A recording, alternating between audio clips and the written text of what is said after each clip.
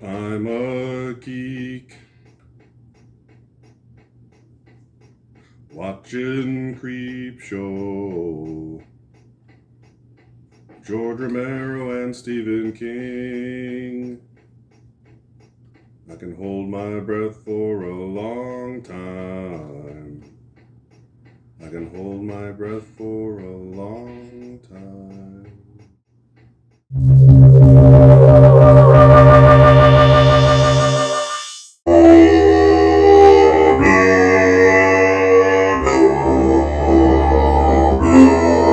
Creepshow began haunting audiences 40 years ago, back in 1982, and inspired by the classic EC horror comics, the legendary director George A. Romero and horror writing icon Stephen King joined forces for the first time in what would become one of the greatest horror anthology films ever made. They created 5 tales that not only left you paralyzed in fear, but in pain from laughter. This perfect combination of scary and campy has left a lasting impact on horror audiences all over the world.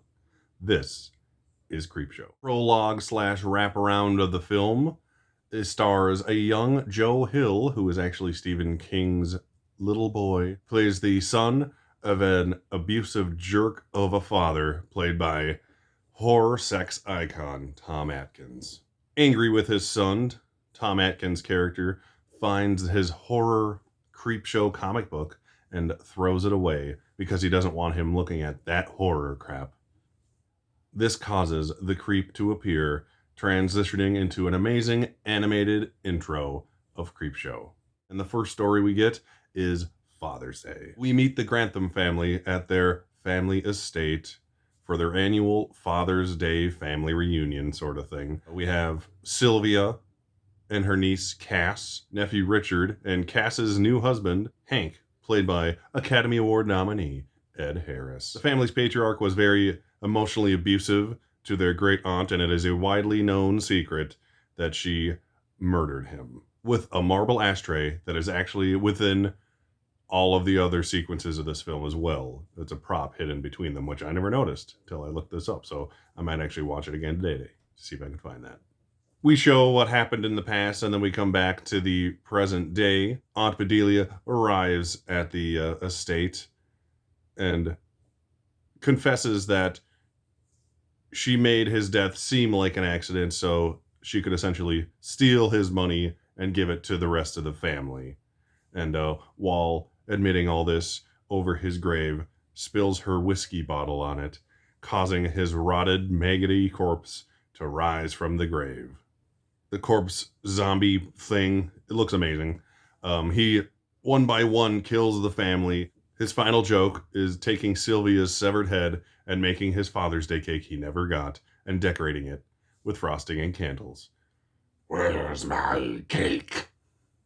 Happy Father's Day. It's probably the coolest thing in the whole movie. And then it ends on a very campy note with the fake lighting and comic book style artwork, which transitions back into your comic book, turning the pages as the wind blows into our next story. The Lonesome Death of Jordy Verrill. This movie is based on one of Stephen King's short stories named Weeds, and it stars Stephen King himself. He's not much of an actor, but he is hilarious in this role. He's just the biggest doof redneck farmer character you could imagine. And a meteorite crashes in his farm, and he goes out to it and inspects it, and it's hot, so it burns him on the touch, and he tries to cool it down by throwing a bucket of water on it, causing it to crack open, spilling blue ooze, not unlike the original Blob film, except it's blue. So being a Blob fan, I enjoy this. Upon seeing this meteorite, he fantasizes about selling it to the local college's Department of Meteors and being paid a massive sum of $200 to pay off an old bank loan. And he tries to fix it once it's broken in half by gluing it together, because he fantasizes once again that they don't want to buy it now that it is broken. And he spills that blue liquid all over the ground and gets some on his own fingers as well. Shortly after, he discovers that his fingers, where the liquid touched him, start growing a grass-like substance, that covers not only his farm where it's built, but his entire body and house as well, causing him to itch profusely, and gets to the point where he's covered in this thick moss and can do nothing, and he's just in constant pain. And as a desperate last attempt, he grabs his shotgun and blows his planty head off, killing himself. And immediately after, you hear a news report saying that there's going to be nice mild weather and heavy rains, hinting that this grass will slowly grow all over the country in an alien takeover, grassy style. Once again, the animated comic book blows in the wind, showing a ad for a voodoo doll that you could send out for that has been used. And then it blows once again to our next story, Something to Tide You Over. This story is about Richard Vickers, played brilliantly by Leslie Nielsen. I mentioned this in my Leslie Nielsen video I did for Spoof Movie Summer, and happy to get to talk about it again now in Anthology Horror August.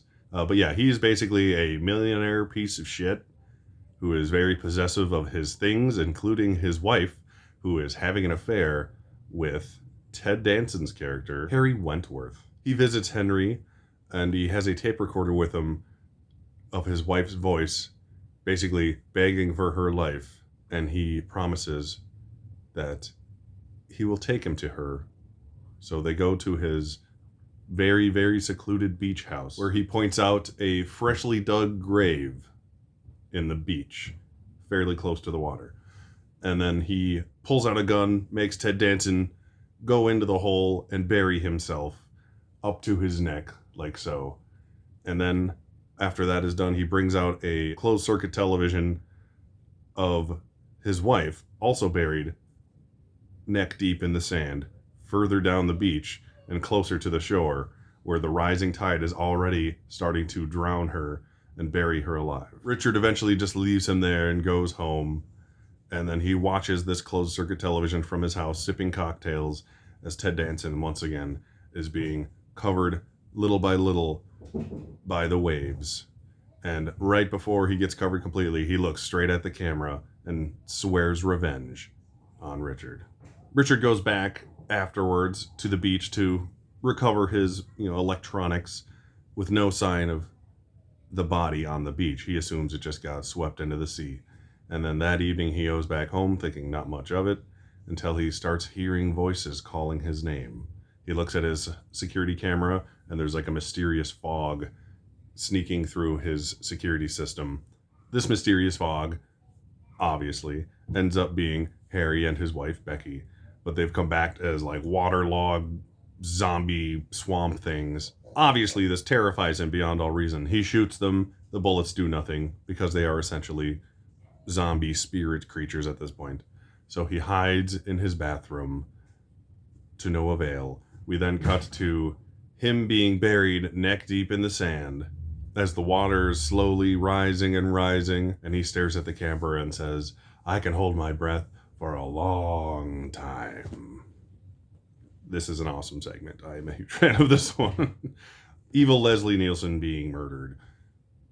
And that closing line is just like chef's kiss material right there. We then get to the crate segment, which honestly is probably my least favorite of the film. It's the one that doesn't seem like it kind of knows what it is. It seems like two stories meshed together, because you have a janitor at this college finding this mysterious crate under the stairs. So he gets a professor who's there in the science, wing, and they inspect this thing, and this janitor is eaten whole by this monster. Obviously freaking out, this professor goes to his best friend, played by Hal Holbrook, who's married to the most annoying, bitchy woman unimaginable, played perfectly annoying by Adrienne Barbeau, who drives him insane. He's always fantasizes about killing his wife, but is too much of a pansy to go through with it, if you will. Once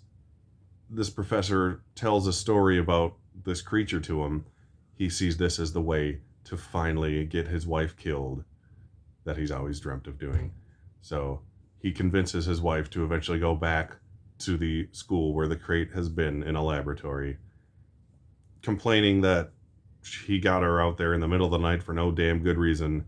He introduces her to this crate and this monster, and she is eaten whole by this fantastic creature made by Tom Savini.